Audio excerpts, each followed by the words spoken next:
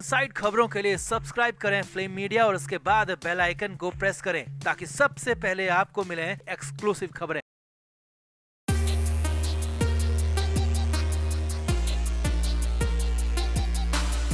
सुशांत सिंह राजपूत मामले में पहले दिन से ही डी कनेक्शन का जिक्र किया जा रहा था और तो और रॉ के पूर्व अधिकारी एनके सूद का वो स्टेटमेंट तो आप लोगों को याद ही होगा जिसमें सूद ने सुशांत मामले में दुबई कनेक्शन का खुलेआम जिक्र किया था। एनके सूद ने साफ साफ शब्दों में कहा था कि दुबई के लोगों ने मिलकर सुशांत को मारा है।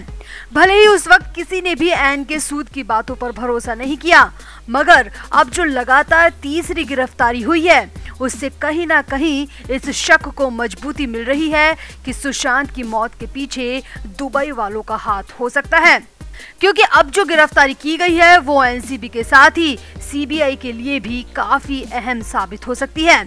तो किसको किया है एनसीबी ने गिरफ्तार और क्या है उसका दाऊद से कनेक्शन, आपको बताते हैं सब। आप भी इस वीडियो को शेयर करें और अपनी राय कमेंट बॉक्स में जरूर दें। तो नारकोटिक्स कंट्रोल ब्यूरो ने इब्राहिम मुजावर उर्फ इब्राहिम कासगर नाम के एक ड्रग पैडलर को गिरफ्तार किया है। यह अरेस्टिंग मुंबई के जोगेश्वरी इलाके से की गई है। पकड़े गए आरोपी के पास से 10 लाख रुपए की कीमत की 100 ग्राम एमडी बरामद की गई है। पकड़ा गया आरोपी इब्राहिम कासगर बड़े बड़े लोगों तक नशे की खेप पहुंचाता था और इसके लिए वो मर्सिडीज कार का इस्तेमाल करता था। एनसीबी ने नशे की खेप पहुंचाने के लिए इस्तेमाल की जाने वाली इस मर्सिडीज को भी जब्त कर लिया है। सबसे बड़ी बात यह है कि आरोपी धौंस जमाने और दूसरों को डराने के लिए खुद को भगोड़े माफिया दाऊद का भाई बताता था, इसीलिए उसने अपने नाम के आगे भी इब्राहिम लगाया हुआ था। एनसीबी के जोनल डायरेक्टर समीर वानखेड़े ने बताया कि शहर में नशे के कारोबार के खिलाफ चल रही जांच एजेंसी की मुहिम के तहत इब्राहिम को गिरफ्तार किया गया है। आरोपी अपनी महंगी कार नशे की सप्लाई के लिए इस्तेमाल कर रहा था, इसलिए उस कार को भी जब्त कर लिया गया है।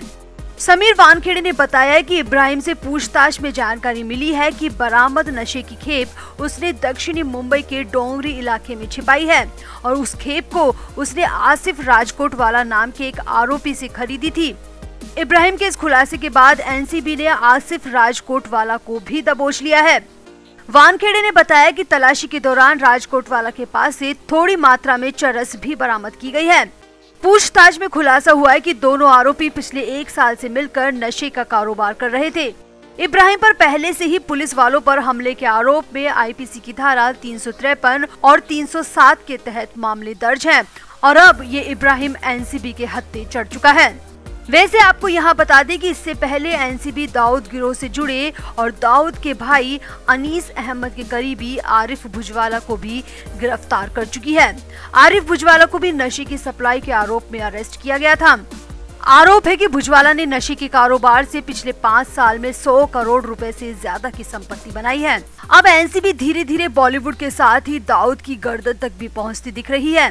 अब भले ही सुशांत मामले में सीबीआई की जांच आगे नहीं बढ़ पाई, मगर एनसीबी सुशांत केस के बाद जो ड्रग का एंगल सामने आया है उसमें एक न एक दिन दाऊद तक जरूर पहुँच जाएगी। तो दिया मिर्जा के एक्स मैनेजर राहिला फर्नीचर वाला और ब्रिटिश नागरिक करण सजनानी को जनवरी के महीने में ही गिरफ्तार कर लिया गया था, मगर इस दौरान दोनों को जमानत मिल गई थी। अब इसके बाद एनसीबी ने और सबूत जुटाए जिसमें कई चौंकाने वाले खुलासे हुए हैं, जिसके आधार पर आज सुबह यानी कि 5 फरवरी को सुबह एनसीबी ने राहिला और करण को एक बार फिर से अपनी गिरफ्तारी में ले लिया।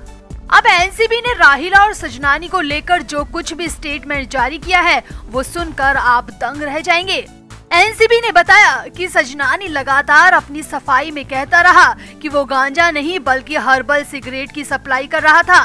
सजनानी ने तो कोर्ट में अपने बचाव में कहा था कि जिसे एनसीबी गांजा समझ रही है वो दरअसल ऑर्गेनिक सिगरेट है और सेलिब्रिटीज के घर भी इन ऑर्गेनिक सिगरेट को पहुंचाया जाता है। करण सजनानी ने तो यहाँ तक कहा था कि मैं छोटा कारोबारी नहीं हूँ जो छोटी मोटी दुकान लगाकर ये सब बेचता हूँ, मैं तो ये ऑर्गेनिक दवाई या फिर ऑर्गेनिक सिगरेट सिर्फ और सिर्फ ऑनलाइन बेचता हूँ।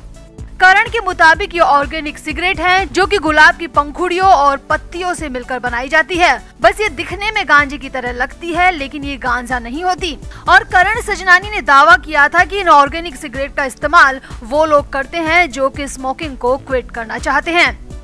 हालांकि कोर्ट में एनसीबी ने करण सजनानी के इन सारे दावों को निराधार करार दिया और कहा कि वो ऑर्गेनिक के नाम पर सिर्फ और सिर्फ ड्रग और गांजे वाले सिगरेट बेच रहा था।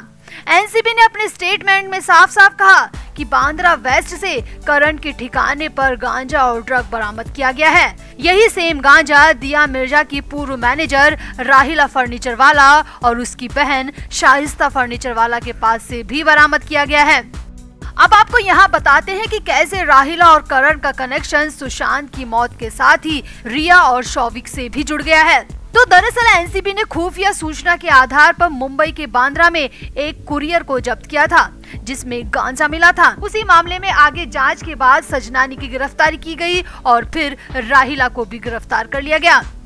अब एनसीबी को पता चला कि बरामद गांजे की पैकिंग करण सजनानी ने ही की थी और इसे मुंबई के अलावा अन्य राज्यों के ग्राहकों के लिए भी भेजा जा रहा था।